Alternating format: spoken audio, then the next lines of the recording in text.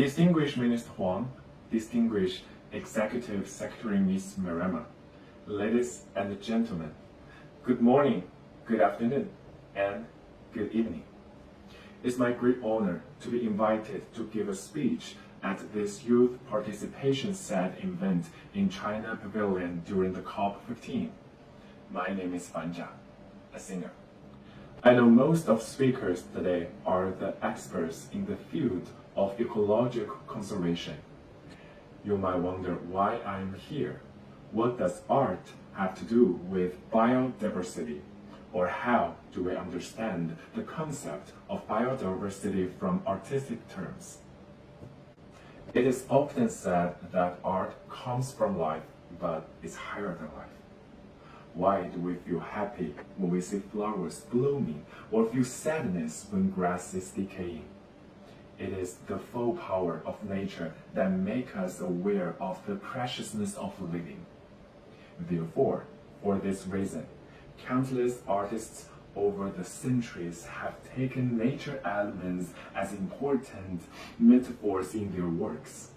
We have William Wordsworth, we have Shakespeare, we have Francis Schubert.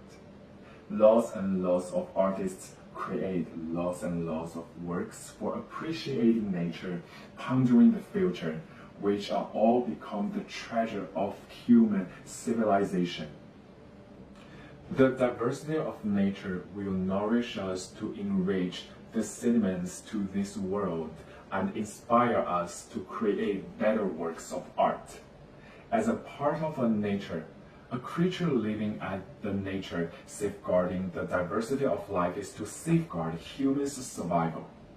To live in harmony with the nature is a win-win law for the development of human society.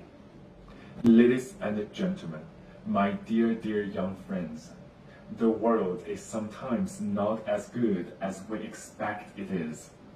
I know it's not the first time you've heard that our nature is in crisis. Our biodiversity is in decline.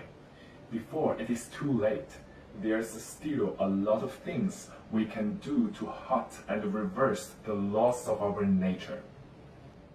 Today, for the great opportunity that I have at this youth participation set event on COP15, I don't want to make this topic big. I wish it can be more practical and implementable for individuals. I will try to pick a few examples. I know many of my fan friends has participated in the digital animal adoption project in Nanjing Hongshan Forest Zoo. Rather than simply to go to the zoo, but also to give their loves to supporting the work of zookeepers.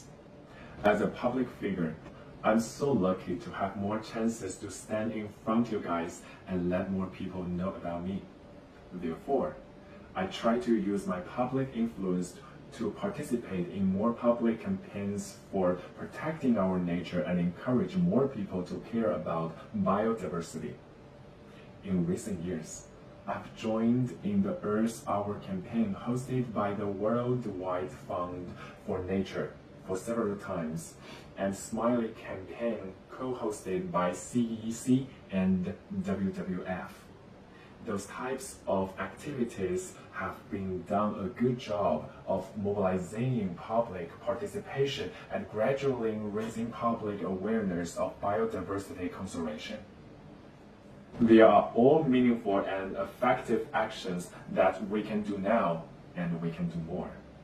Besides learning more knowledge on biodiversity conservation and then practicing a sustainable lifestyle can also lead us towards a nature-positive future.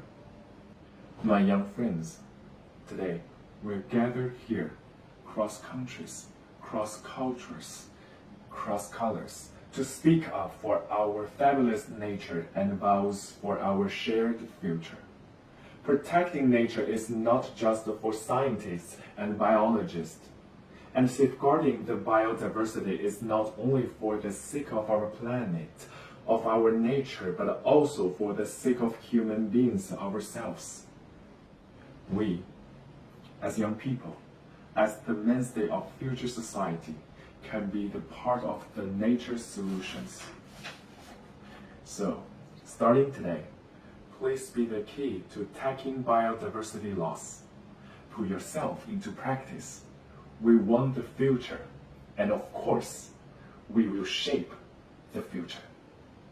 We shall enjoy the time at this youth participation event and at the COP15. Last but not least, thank you for inviting me today. Thank you.